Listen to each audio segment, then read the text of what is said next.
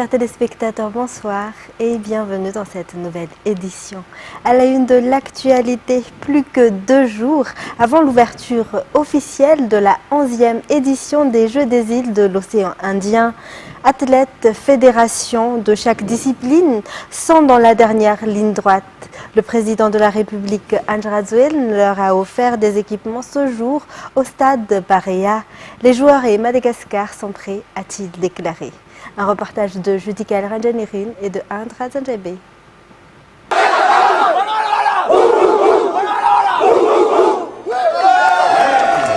On sent à travers ces cris que les athlètes malagasy sont prêts pour le jeu des îles qui débuteront ce vendredi. Ils se sont préparés depuis longtemps et sont prêts à porter haut les couleurs du pays. Le soutien du président et du gouvernement renforce leur volonté de gagner. Les 485 athlètes des 19 disciplines auxquelles Madagascar participe lors des Jeux des îles ont reçu des équipements et des uniformes nécessaires pendant les compétitions. Cela s'ajoute aux aides déjà apportées durant ces derniers jours, surtout lors des regroupements. Ces athlètes ont reconnu que le président a tenu sa promesse pour le sport. Madagascar est prêt à accueillir les Jeux des îles de l'océan Indien. Nous sommes prêts à accueillir les athlètes et toutes les délégations. Maintenant, nous sommes prêts, que ce soit en termes d'organisation, en termes d'accueil. Les infrastructures aujourd'hui sont aux normes internationales. Donc nous sommes prêts. Ce sera vraiment une belle cérémonie et aussi une belle rencontre. Les athlètes malagasy garderont la tête haute face aux autres athlètes, a déclaré le président de la République, Andry Rajoelina, qui a présenté aujourd'hui ses équipements. Ils ne se battront pas seuls non plus. Le peuple malgache et le gouvernement seront toujours à leur côté. Les athlètes sont prêts. L'accueil est prêt aussi. Donc Madagascar et le peuple malgache n'auront pas à avoir honte. Les responsables de chacune des fédérations ont également reçu une attention particulière et une aide leur a été apportée pour les Jeux des îles. Les athlètes recevront une prime spéciale pour chaque médaille remportée en guise d'encouragement et de reconnaissance. À 2 jours de l'ouverture officielle, les joueurs sont dans l'ambiance. Madagascar se battra pour la victoire dans l'unité et la diversité. Les athlètes disputeront la victoire en leur nom, mais surtout au nom du peuple malgache. Ils ne seront pas seuls, tous les Malagasy sont derrière eux. Lors de la remise des équipements à ces athlètes, le président de la République n'a pas manqué de leur citer une bénédicité au nom du peuple malagasy. Leur victoire sera la victoire du pays, a-t-il soutenu. Et puis le village culturel des Jeux des îles est ouvert à partir de ce jour. Ce village est conçu pour présenter l'art et la culture des îles participantes aux Jeux des îles. La première dame a lancé son ouverture officielle cet après-midi. Fadjessena Mireille et Yves Janel. Le village culturel des Jeux des îles est ouvert de 10h à 22h à partir d'aujourd'hui jusqu'au 2 septembre au village Voir Indutapenak. Il est divisé en 8 espaces, dont un dédié à l'histoire des Jeux des îles, les autres pour l'artisanat de chaque île. Il y a aussi un espace vert, des animations culinaires montrant les nourritures spécifiques des îles dans l'océan Indien s'y trouvent également, mais aussi des aires de jeu, des restaurants et des lieux de divertissement proposant diverses activités. L'unité, l'échange culturel et le plaisir se donnent rendez-vous ici dans le village culturel des Jeux des îles au village Voir Indutapenak, ouvert officiellement par la première dame Andry Rajoelina. Et revenons à présent aux athlètes. Laura Rasoanev est la favorite en judo des moins de 70 ans durant ces Jeux des îles. Depuis 2019, elle a fait la fierté du pays dans cette discipline. Elle a déclaré ce jour qu'elle donnera le meilleur d'elle. Sai Sylvain, Andiniana Martina, Sech Anjanab. Championne africaine de judo en 2022, en tête de classement lors du Junior African Cup 2023 et aussi lors de l'Individual Championships 2023. Médaillée d'or lors des Jeux de la francophonie. Ce ne sont que quelques-uns des palmarès de Laura Rasoanev. Elle est également première dans le classement mondial des judokas des moins de 70 kilos. Elle a reçu une médaille d'or en 2019 à Maurice et à La Réunion en 2020. Ces judokates issus des îles voisines lui sont familières. La compétition de judo se tiendra au gymnase couvert d'Ankourndjan. Les tirages au sort pour les groupes se tiendront le 25 août. Quant aux épreuves, elles débuteront le 26 août.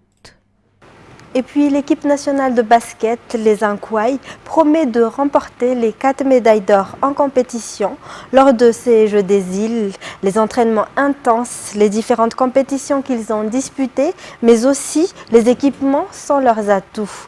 Les Ankwai entrent en jeu ce samedi 26 août au Palais des Sports pour le basket 5 contre 5 et au Barré Amamas pour le 3 contre 3. Toujours un reportage de Sai Sylvain, Andoniana Martina et Sech Andjanab. Madagascar a été représenté par les Ankwai lors du championnat international pour le basket 5 contre 5 pour les moins de 19 ans, la Coupe du monde de basket pour les 3 contre 3 hommes et femmes cette année. Il y avait aussi récemment les Jeux de la francophonie où les Ankwai femmes ont remporté la médaille de bronze. Ces équipes nationales de basket joueront ce samedi à partir de 16h au Palais des Sports à l'occasion des Jeux des îles pour les femmes. Et pour les hommes, ce samedi à 18h30 au Barré Amamas pour les compétitions 5 contre 5. Pour le basket, 4 médailles d'or sont en jeu. Ces équipes promettent de les remporter toutes. Toujours dans ce contexte, environ 80 hôtels hébergeront les délégations constituées de plus de 4000 athlètes et autres staffs techniques lors de ces Jeux des îles de l'océan Indien. Toutes les infrastructures sont prêtes. C'est une occasion pour ces hôtels de se faire connaître et de faire connaître le pays. Détails sur les images de Yves Janel. Cet hôtel situé à Taralalan reçoit la délégation mauricienne pour cette 11e édition des Jeux des îles de l'océan Indien. 151 Mauriciens y seront logés et l'hôtel ne prend en charge que leur petit déjeuner. Selon le responsable, les délégations sont dispatchées selon les quartiers.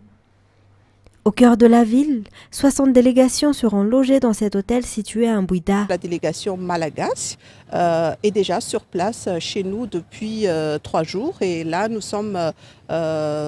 sont déjà hébergés chez nous et voilà, ils ne sont pas seuls, il y a les athlètes, il y a le coach, il y a les encadreurs, il y a le kiné, il y a les médecins aussi qui les accompagnent et donc on suit vraiment le rythme de toute la délégation au niveau repas, au niveau hygiène, au niveau tranquillité aussi, parce qu'il faut que les joueurs soient dans de bonnes conditions convenables justement pour affronter la compétition. Et donc nous sommes vraiment en pleine effervescence là-dedans pour que tout soit parfait et que vraiment pour qu'ils réussissent. Au total, 84 hôtels hébergent les délégations constituées de plus de 4000 athlètes et autres staffs techniques qui participeront au JIOI.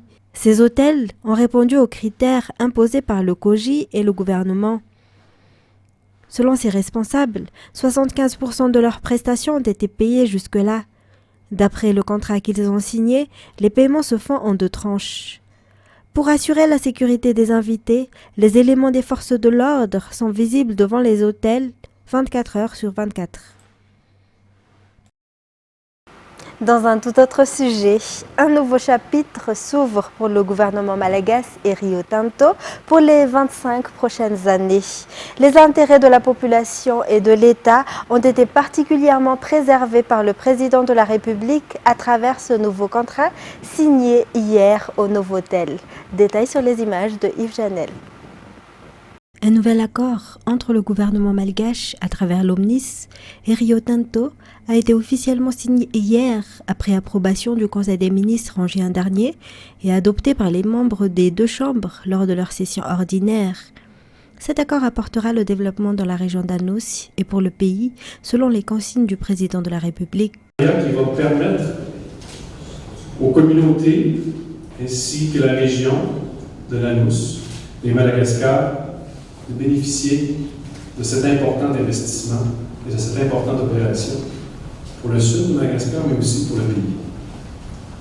Entre autres, un engagement renouvelé au niveau des responsabilités sociales de notre entreprise est inscrit à travers ce partenariat, où on va doubler les contributions financières au bénéfice des communautés locales, dans un esprit d'inclusion, dans un esprit participatif et en co-design pour s'assurer de répondre aux besoins des communautés dans lesquelles on opère. Il est précisé dans ce nouvel accord que l'État malgache ne participe plus au recouvrement des risques potentiels de l'entreprise comme auparavant. Les droits restent à 20% et les droits financiers 15%. Désormais, la participation du gouvernement malgache dans le projet sera donc d'une manière, on dit en anglais, free carry ou participation gratuite pour les actions. Donc on ne sera plus obligé de concourir avec les augmentations de capital, avec les capitalisations qui a créé c'est comme une dette envers de Madagascar, avec les deux recapitalisations qu'on a effectuées en 2012 et 2015 à hauteur de 386 millions de dollars. Et notre part, le gouvernement de Madagascar, avec pour éponger cette perte à hauteur de 20%, était de 77,2 millions de dollars. Donc, dans ce nouvel accord, les deux parties se sont convenues à ce qu'on efface cette histoire de 77,2 millions de dollars, qui est donc déjà un grand gain pour le pays. Le capital social de QMM a été augmenté de 4 millions de dollars, dont 500 000 dollars destinés au reboisement et 3 500 000 dollars départagés pour le développement local et le développement régional.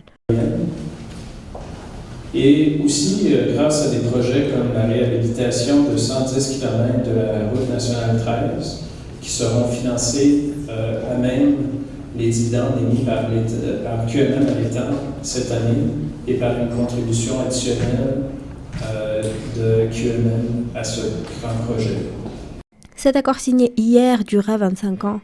En cas de non-respect de la mise en œuvre de 2 de ces investissements, les avantages fiscaux accordés à QMM pourront être annulés selon le contenu de l'accord. En politique, la période pour les dépôts de candidatures pour les présidentielles auprès de la HCC a débuté ce jour et sera clôturée le 6 septembre. La liste électorale, quant à elle, est définitivement close. La liste des citoyens non inscrits, mais qui ont pourtant été inscrits dans les carnets des CLRE, seront envoyés au tribunal. C'est Enran Irlande pour plus de détails. Les citoyens majeurs non inscrits dans la liste électorale ne peuvent pas participer à l'élection, sauf s'ils ont reçu un décret d'application accordé par le ministère de la Justice, selon le président de la CENI. Il a également incité les candidats à la présidentielle à remplir tous les critères exigés par la Haute Cour constitutionnelle. La période pour les dépôts de candidature a débuté ce jour et sera clôturée le 6 septembre à 18h. À titre de rappel, les élections se tiendront le 9 novembre pour le premier tour et le 20 décembre pour le second tour. Et dans les actualités internationales, rapatriement depuis le Cap-Vert, 38 ressortissants sénégalais rescapés d'une traversée clandestine qui devait les mener en Europe ont été ramenés au Sénégal dans un avion militaire. Reportage de France 24. Ils voulaient atteindre l'Europe, mais c'est vers Dakar qu'ont été rapatriés ces Sénégalais, survivants d'une traversée houleuse. La plupart des passagers de leur embarcation ont disparu en mer après avoir dérivé vers le Cap-Vert. Cette embarcation provenait de la région de Thiès avec à son bord 101 passagers. Alors je précise qu'il y avait au moment des secours 38 rescapés. La route occidentale vers l'Europe passe par les îles Canaries, l'archipel espagnol, plus de 1700 km. Elle est empruntée depuis longtemps et de plus en plus ces derniers mois et dernières années. La vie est plus chère au Sénégal depuis la crise du Covid notamment et la guerre en Ukraine. Des produits nécessaires pour l'économie locale arrivent trop lentement. Les pays du nord de l'Afrique refoulent davantage les migrants, espérant atteindre la Méditerranée. Le Sénégal a lancé le mois dernier un plan d'aide pour ses ressortissants. Plus d'éducation et de formation, des mesures financières, un allègement des charges imposées aux entreprises pour créer de l'emploi et une lutte contre les trafiquants.